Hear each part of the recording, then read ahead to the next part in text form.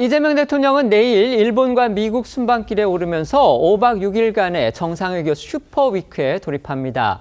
내일 한일 정상회담에 이어서 미국 현지 시간으로 오는 25일 한미 정상회담까지 이어지는 일정이죠.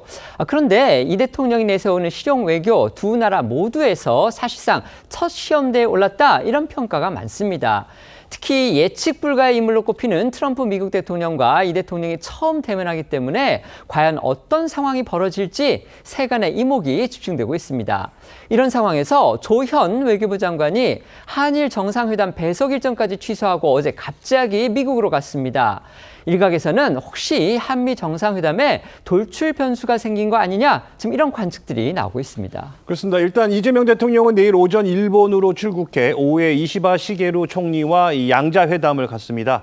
미래지향적인 한일 관계와 또 미국발 관세 압박에 따른 공동 대응 방안 등이 논의될 전망인데요. 특히 민감한 이 과거사 문제도 이 테이블에 오를지 주목이 되고 있습니다. 이 대통령은 이어 모레 미국으로 떠나는데요. 미국 현지 시간으로 오는 25일 트럼프 대통령과 처음 대면하게 됩니다. 이번 한미 정상회담은 이 대통령에겐 가장 까다로운 외교 무대라는 평가가 나오고 있는데요. 앞서 한미 간 이루어진 이 관세 협상에 대한 이 후속 조치 등 이 굵직한 경제 현황과 함께 또 이 국방비 증액과 또 방위비 분담금 인상, 또 주한미군 역할 조정까지 우리나라 안보와 직결된 민감한 현안들이 협상 의제로 떠오르고 있기 때문입니다. 관련해 이재명 대통령이 일본 요미우리 신문과의 인터뷰에서 동결, 축소, 폐기로 이어지는 이른바 북핵 비핵화 3단계 구상을 밝힌 것도 주목되고 있습니다. 또 우리 정부가 트럼프 대통령에 대해서 한미 원자력 협정 개정 카드를 꺼내들 거란 전망도 나오고 있습니다. 이런 상황에서 조현 외교부 장관이 급거 미국행을 선택을 하면서 궁극적으로 한국의 핵무장론으로까지 이어질 수 있는 원자력 협정 개정 문제 등을 놓고서 혹시 양측 간에 이견이 커진 거 아니냐, 이런 관측이 나오고 있는 겁니다. 예, 당초 이 조현 외교부 장관은 내일 이 대통령을 수행해서 한일 정상회담에도 배석을 할 예정이었습니다.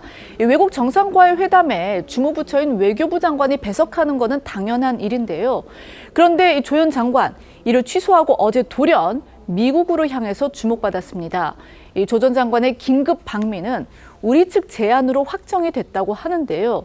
다만 얼마나 급하게 일정이 정해졌는지 이 조 장관은 워싱턴 DC로 가는 항공기 직항편을 구하지 못해 이 경유 항공편을 이용하기까지 한 것으로 알려졌습니다. 외교가에서는 상당히 이례적인 일이 벌어졌다라는 평가가 많습니다.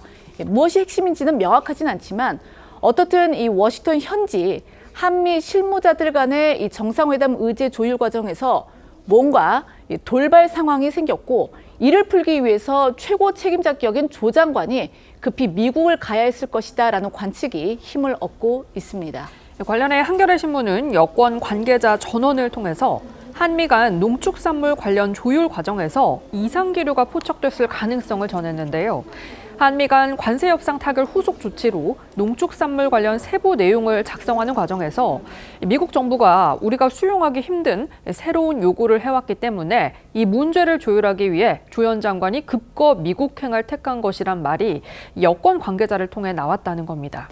앞서 한미 간 관세 협상 과정에서 이제 트럼프 대통령은요, 농축산물 시장이 포함된 완전한 개방, 그러니까 우리 측이 개방을 한다는 겁니다. 하지만 우리 정부는요, 쌀과 소고기의 시장에 추가 개방은 없다, 이렇게 진화에 나섰었죠. 지금 우리 농산물 업계, 그다음에 여야 정치권 모두 이 중에서도 이 소고기 30개월 이상 원령의 소고기를 과연 그 수입을 허락을 하느냐, 허용을 하느냐, 지금 이 문제를 주시를 하고 있습니다. 이런 부분과 관련해서 그 연장선상에서 돌발 변수가 생겼을 가능성, 이게 지금 여권 관계자의 입을 통해서 나왔고, 이걸 한겨레가 보도를 한 겁니다. 네, 이처럼 조현 장관의 급거 미국행을 두고 설왕설래가 이어지자 외교부에서는 진화에 나섰는데요. 이게 특별한 상황이 생긴 게 아니라 한미 정상회담이 워낙 중요하기 때문에 외교부 장관이 직접 현지에서 최종 점검에 나선 거란 설명입니다. 여당 역시 돌발 상황이 생겼다는 관측에 선을 긋는 분위기인데요. 국회 외통위 소속 홍기원 민주당 의원의 목소리 들어보겠습니다. 제가 외교부 쪽과 접촉하고 또 여러 가지 상황을 봤을 때는 이번 한미 정상회담이 너무도 중요한 거 아닙니까? 우리는 외교장관, 미국은 국무장관이 만나서 사실 다 정지 작업을 하고 만나는데 이번에는 좀 그게 좀 빠져 있었거든요. 미국에 가서 최종적으로 점검하기 위한 그런 목적인 것 같습니다.